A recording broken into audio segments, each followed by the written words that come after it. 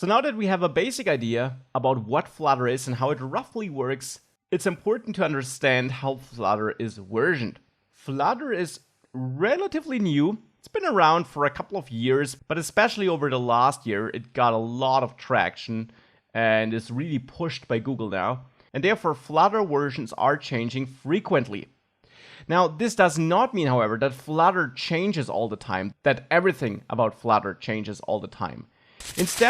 Indeed, Flutter actually is pretty stable. And the core API, the core features, which you therefore also learn about in this course, will not change. Instead, new versions bring bug fixes, smaller improvements, often also some behind-the-scenes changes, which you don't even see, and maybe also some new niche features. So maybe some new features which you don't directly need in your app, or which now allow you to implement something in a different way than you did it before, but your old way also still works, but you could now also use a different way. These are typically the things that change. And therefore, you will of course also see that in this course, I record a certain video with version, let's say 1.6, and you're viewing the course when the latest version is 1.9, but this does not mean that what you learn is not accurate anymore. Instead, this course is fully up to date and I will keep it up to date. And actually, I already did replace all the videos in the course once to improve the overall course quality and reflect a couple of important new features.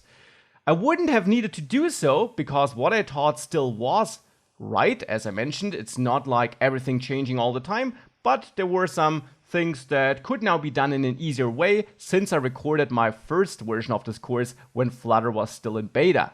Now it's been stable for a while and therefore no large changes are to be expected, but whenever something does change or does need updating, I will keep this course up to date.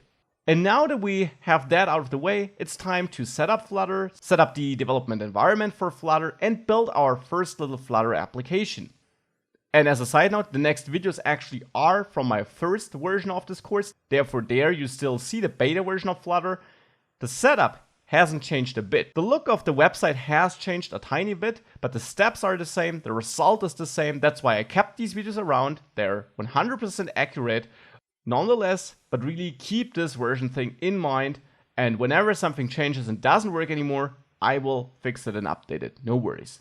So with that, let's build our first Flutter app and see how Flutter actually works and how we can build Flutter applications together.